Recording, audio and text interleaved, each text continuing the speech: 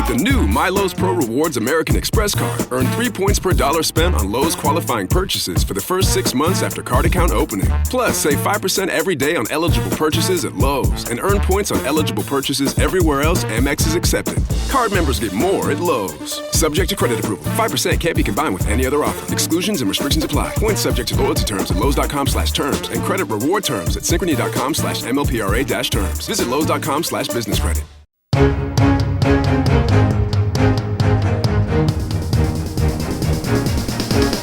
This is the Washington Times front page for Thursday, May 28th, 2026. Thanks for joining us.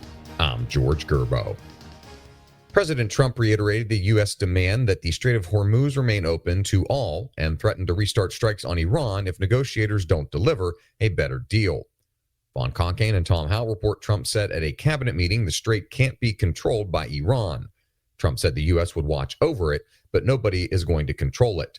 He also issued a warning to Oman, which borders the strait, that its leaders should be wary of working with Iran to maintain a toll system in the waterway. Iran imposed an effective blockade of the strait as retaliation for the U.S. war launched February 28th in coordination with Israel. Some ships have gotten through the passage, but the clampdown is causing energy shortfalls and higher oil prices around the world.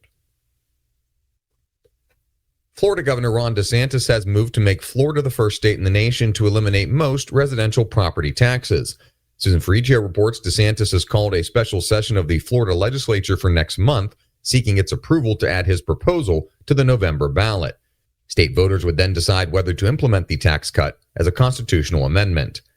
While more than a dozen states are weighing proposals to end or reduce residential property taxes, none has moved aggressively as Florida. DeSantis' proposal would wipe out an initial $250,000 of a residential property's taxed value. The reduction, in combination with the state's existing homestead tax exemption, would give 60% of Florida residential homeowners complete relief from paying any property taxes. Ian Roberts is due to be sentenced Friday for lying about his citizenship when he won the school superintendent's job in Des Moines, Iowa. Stephen Dinan reports prosecutors say he began working as a principal at a school in Maryland as far back as 2008, then was a principal in Washington, D.C., a school district administrator in St. Louis, and then a superintendent in Pennsylvania and Iowa. Roberts first registered to vote in 2017 and re-registered again 5 years later, both times checking yes when asked if he was a citizen, according to records obtained by the Public Interest Legal Foundation. U.S. Immigration and Customs Enforcement finally caught up with Roberts in Des Moines last September. Officers found a loaded handgun, $3,000 in cash, a bogus Social Security card, and a copy of his May 2025 order of deportation issued by an immigration judge in his vehicle. A recent study finds 93% of college undergraduates feel confident their classes are preparing them for jobs after graduation, but only half of employers are so upbeat.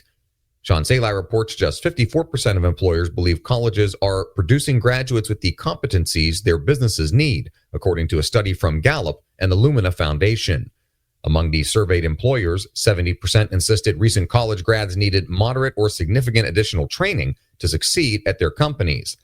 By contrast, 88% of students said they believed their degrees would be enough to walk right into a job.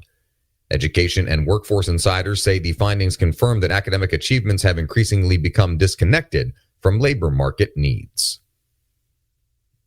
And finally, South Korea is promoting an early release of its troops from U.S. wartime operational control and disclosing plans for a nascent nuclear submarine program. Andrew Salmon reports Commander of U.S. Forces Korea Army General Xavier Brunson is sticking to the U.S. script on the matter, saying command transfer must be based on the achievement of certain conditions rather than any specific time frame.